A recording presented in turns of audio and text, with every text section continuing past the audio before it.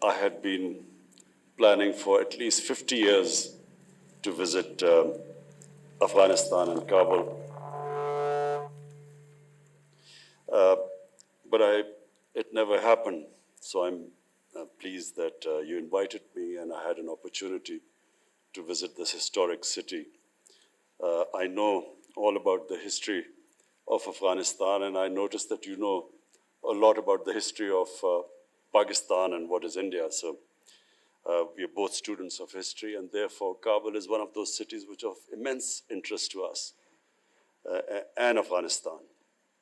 Until in the 60s and 70s, the favorite place for Pakistanis to visit was Kabul, and a lot of people from Afghanistan used to be visiting. Peshawar was a place for them to visit. So we have historical links, we have connections, we have relations between the two countries.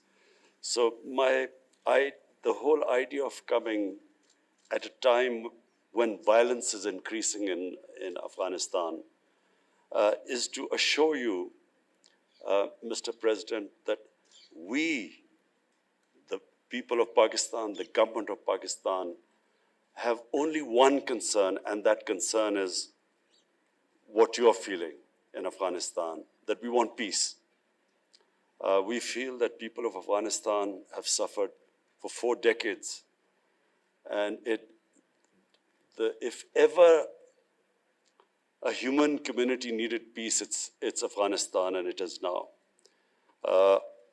Pakistan played its role in getting the Taliban to talk to the Americans, and then the intra-Afghan dialogue.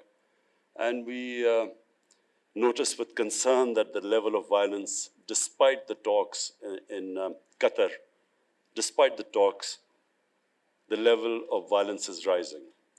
So my idea of choosing this time to come was to assure you that Pakistan will do everything, whatever is possible, we will do to help reduce this violence and, in fact, move towards a ceasefire. We have formed committees, as you've said.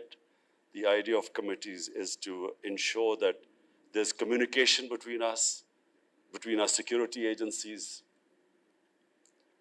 Whenever you feel that there's somewhere Pakistan can help in reducing the violence, please let us know. We assure you that whatever possible within our grasp, within our reach, whatever we can do, we assure you that we will be doing our utmost to reduce this level of violence. Pakistan is the country after Afghanistan which is most interested in peace in Afghanistan. And the reason is the tribal areas of Pakistan, what was the ex-FATA, which has now got merged into Pakhtunkhwa. The ex-FATA region, the tribal areas, were devastated by the war on terror. Half of the population was internally displaced. Their livelihood was badly affected. Billions and billions of rupees of damage was done there. And so the best way we can help those people, and people on both sides of the border, is if there is peace and there's trade, there's connectivity. So Commerce Minister had very fruitful talks in the past 3 days. We hope that this trade and connectivity will increase between the two countries. And for that, it is imperative that the level of violence goes down. So I repeat again, Mr. President, that the whole objective of this visit is to build trust, to communicate more, to assure you that wherever you need our help, we will be more than your expectations, we will be, inshallah, helping you. Mr. Prime Minister, your coming here is historic. Our common objective is to take a leap of faith to overcome the distrust that has haunted our relationship. We've come to an understanding that a shared vision regarding cooperation is not only essential for relations between Pakistan and Afghanistan, but a harbinger of regional cooperation, connectivity.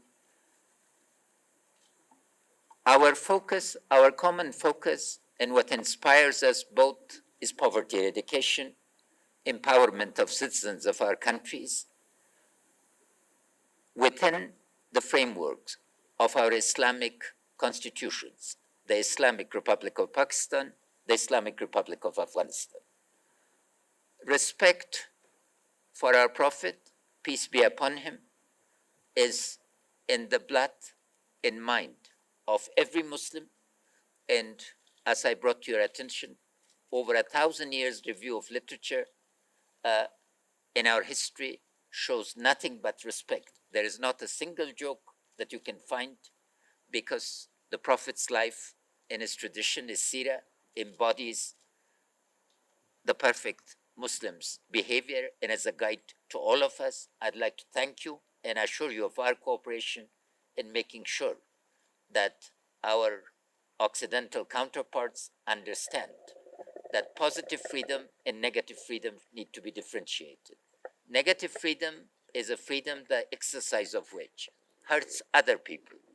And the place of our Prophet in our Islamic belief, culture, and civilization is such that respect for the Prophet is respect for the entire Muslim world. Mr. Prime Minister, you come with a series of very important messages that you yourself will articulate. But fundamental to this is that violence is not an answer.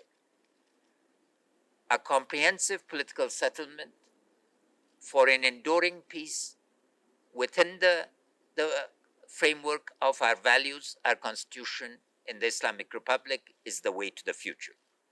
Within this, we can move forward, and a comprehensive, at the request of the Afghan people, is for a comprehensive ceasefire as soon as that would be feasible.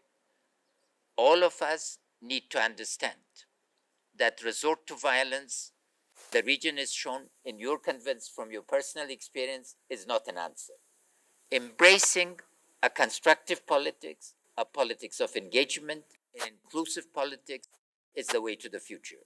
Practically, we've agreed to form committees to deal with key topics to make sure that the foundation for trust that has been established with your trip today becomes an enduring process. And I would also like to inform the media that it would, within a short period, I would be honored to accept your invitation to visit the Islamic Republic of Pakistan.